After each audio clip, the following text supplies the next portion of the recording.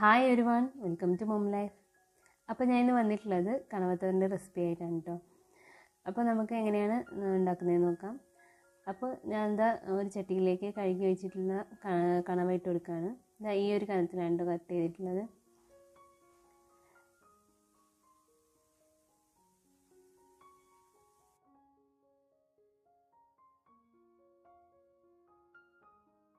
ഇനി ഇതിലേക്ക് കുറച്ച് വെളുത്തുള്ളിയും ഇഞ്ചിയും കൂടി ചതച്ചത് ഇട്ട് കൊടുക്കാം.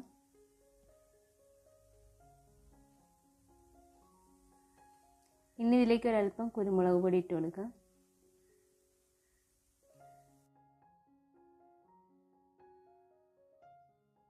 ഇനി ഇതിലേക്ക് ഉപ്പിട്ട് കൊടുക്കാം.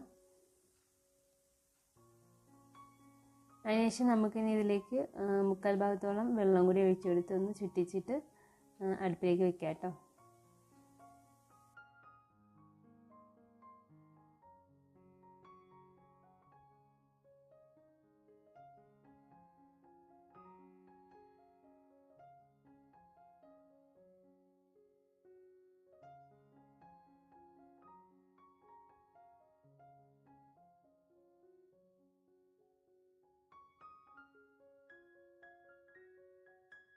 ഇതൊന്ന് ചൂടായി തിളച്ച് വരുമ്പോഴത്തേക്ക് നമുക്കൊന്ന് ഇളക്കി മിക്സ് ചെയ്ത് കൊടുക്കാം കേട്ടോ. നന്നായിട്ട് മിക്സ് ചെയ്ത് കൊടുത്തിട്ട് അടച്ച് വെച്ച് വേവിച്ചെടുക്കാം. നന്നായിട്ട് വെന്ത് വെള്ളം വറ്റി വരണം കേട്ടോ.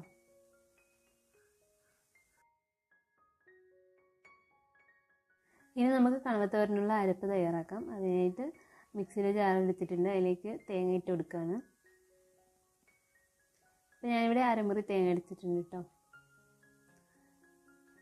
ഇനി ഇതിലേക്ക് കുറച്ച് ചെറിയ ഉള്ളി 4 കീറിയിട്ട് കൊടുക്കുകയാണ് കേട്ടോ. 2 പച്ചമുളക്, ഒരൽപ്പം ജീരകം,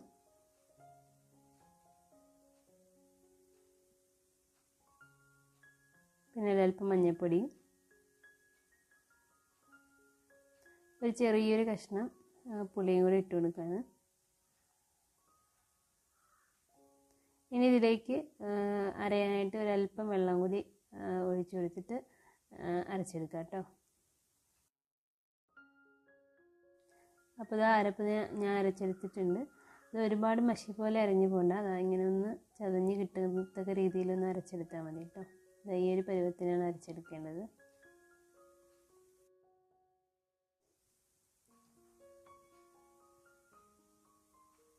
അപ്പോൾ നമ്മളെ കണവ വെന്ത് തുടങ്ങിയിട്ടുണ്ട്. കുറേശ്ശെ വെള്ളം വറ്റി തുടങ്ങിയിട്ടുണ്ട്. വീണ്ടും ഒന്ന് നമുക്ക് മിക്സ് ചെയ്തെടുത്തിട്ട് അടച്ച് വെച്ച് വീണ്ടും നന്നായിട്ട് വെള്ളം വറ്റുന്നത് വരെ വേവിച്ചെടുക്കണം.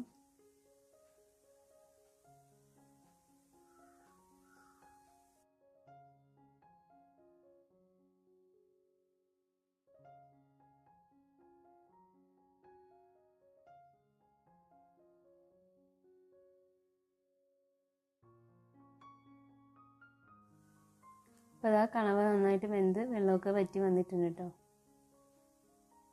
ഈ ടൈമിൽ നമുക്ക് അരപ്പിട്ട് കൊടുക്കാം.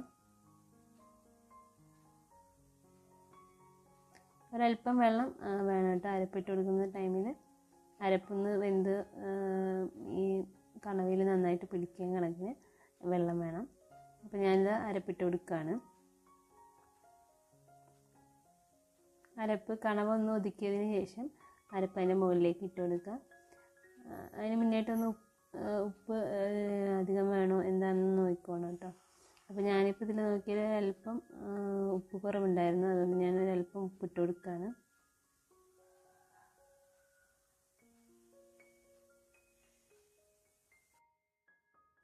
അരപ്പ് മുകളിലേക്ക് ഇട്ട് കൊടുത്തതിന് ശേഷം മിക്സ് ചെയ്ത് കൊടുക്കരുത് കേട്ടോ. അങ്ങനെ തന്നെ വെച്ചിട്ട് വെള്ളം തിളയ്ക്കുന്നതിൻ്റെ ആവിയുണ്ട്, അതൊന്ന് വെന്ത് വരണം.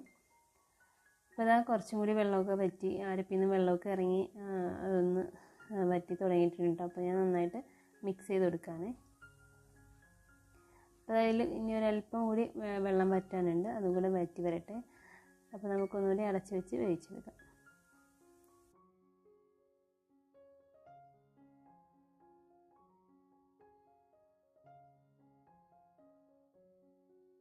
അപ്പോൾ നമ്മളെ കണവത്തോരൻ ഇവിടെ ഏകദേശം റെഡി ആയിട്ടുണ്ട്. വെള്ളമൊക്കെ നന്നായിട്ട് വറ്റി നമുക്കിനി ഇതൊന്ന് മിക്സ് ചെയ്തെടുത്തതിന് ശേഷം ഇനി ഇതിലേക്ക് ഒരു 2 ടീസ്പൂൺ വെളിച്ചെണ്ണ കൂടി ഒഴിച്ചു കൊടുക്കാം കേട്ടോ.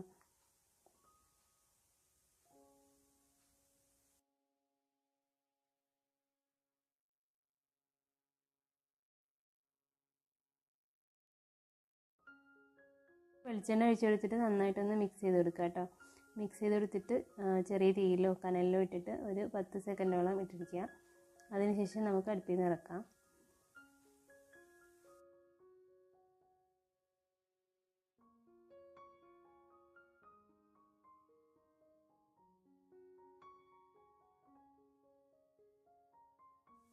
അപ്പോൾ അതാ നമ്മുടെ കണവത്തോരൻ ഇവിടെ റെഡി ആയിട്ടുണ്ട് കേട്ടോ.